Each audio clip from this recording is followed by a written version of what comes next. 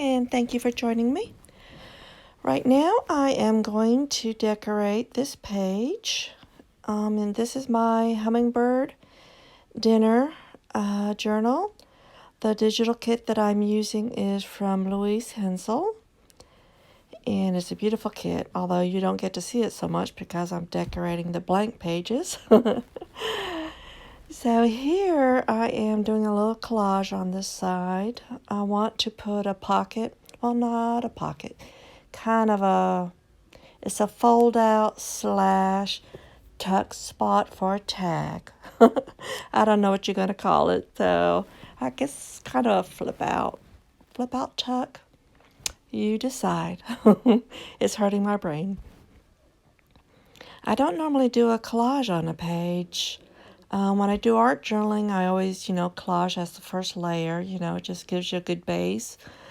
And for some reason, I'm always thinking, no, you don't collage in junk journals, which is stupid. I don't know where I get these thoughts from. And so I have a lot of duh moments. My forehead gets a little sore from slapping it. So I'm glad I realized you can decorate these pages, with more than just the inks and the stamps like I'm used to doing. I don't know why I get this way. So these are just some pretty, one's from a digital kit and the rest is from a paper pack that I'm using. And the little flip out paper that I'm going to use is actually a misprint.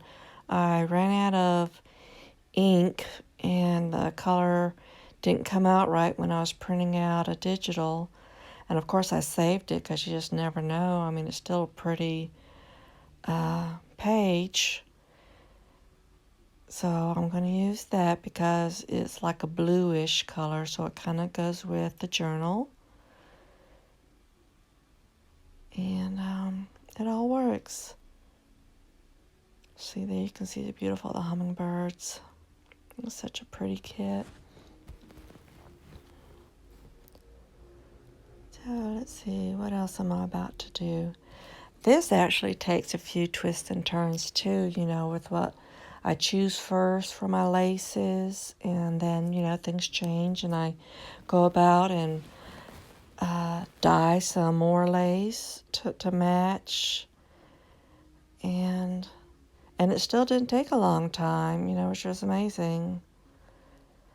That you can just dye as you go. So if you don't have the laces and the colors that you need, buy a lot of white lace in different shapes, sizes, textures, designs, and then you can just dye them.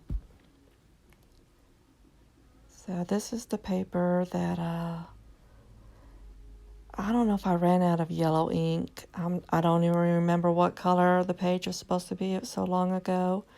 Well, it was probably yesterday, but I still don't remember. And I'm trying to ink everything up and make some decisions on the fly. And, when I tap my finger, that means I'm thinking. To let you know, I haven't fallen asleep. I'm actually thinking. So this is where I want to put a tag because I want to show that, it's a flip up. And here I did have the right type of lace.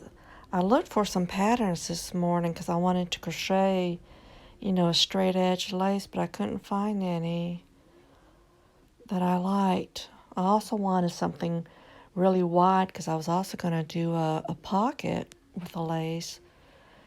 So I guess I'll still have to look for some more patterns because I think this is the only straight edge lace that I have in the blue color. Well, I think I have something wider, but it's really stretchy, although it might work. So I got to remember that. So here I'm gluing this down, and I'm leaving the top open because that's where I'm going to use it as a tuck spot for a tag.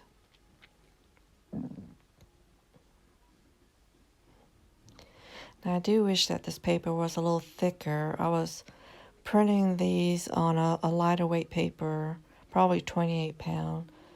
Not, the lightest weight, but I wasn't planning to use this previously as a flip. But I do at the end, I don't show it, I glue in another piece of heavyweight copy paper to reinforce it. And I think on the last photo at the end of the video, you can see, because I was worried, once you're opening and closing it, that it might tear, especially with a tuck spot behind it. So I did reinforce it.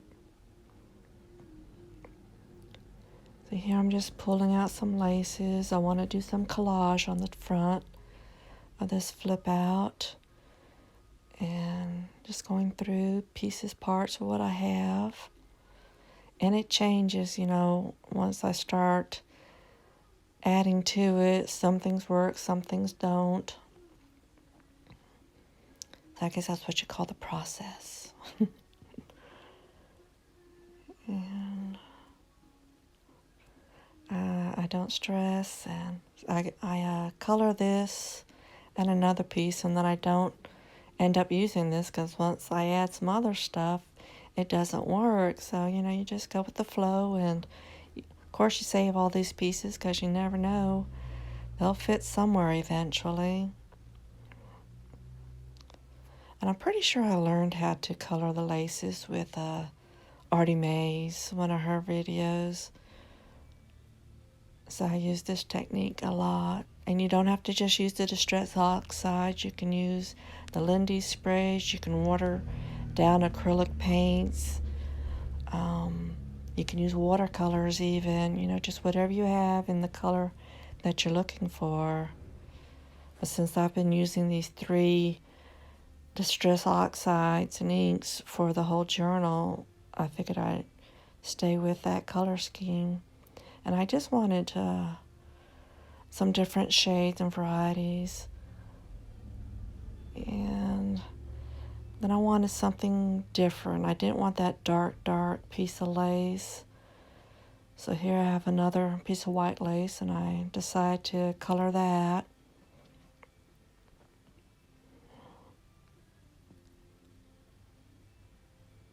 And I'm using water, so be sure to wet down your lace. It helps it absorb the color a whole lot quicker than just dipping it in, the piece of dry lace in there.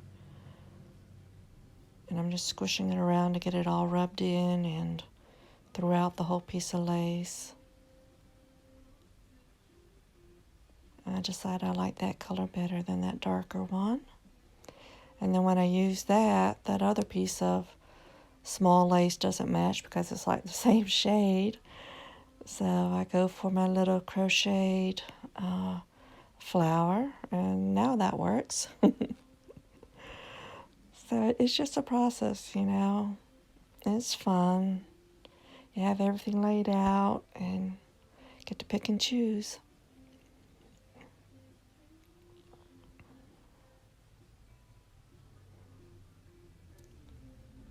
So I gotta use a little of my cheesecloth to give it a little background for that little saying. It says, "So sweet." I had printed out some words and sayings, and sometimes I remember to use them. It's good to have your stash ready. It's just a matter of me remembering that I have a stash. So this little piece of lace is kind of neat. I got it from AliExpress. I'm putting a little piece of acetate behind it just so that I don't get any glue from the lace stuck down to the rest of the page.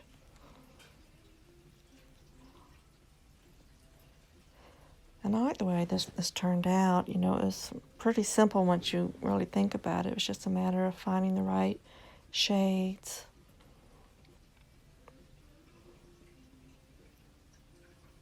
And it did make this front page, this piece, heavier, That's why I went ahead and glued another piece of sturdier copy paper on the inside so it wouldn't tear.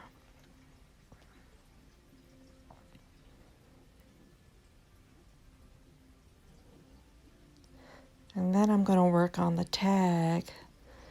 And the tag is a journaling card from the kit. And instead of using it as a journaling card, I go ahead and use it as a tag.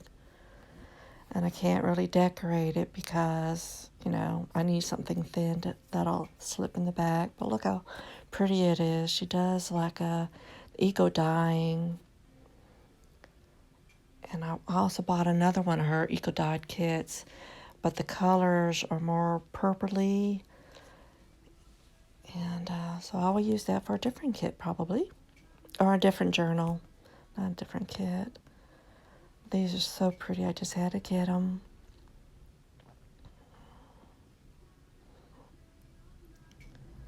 So I'm just cutting it down to make sure it fits and cutting the tips off to make it to a tag.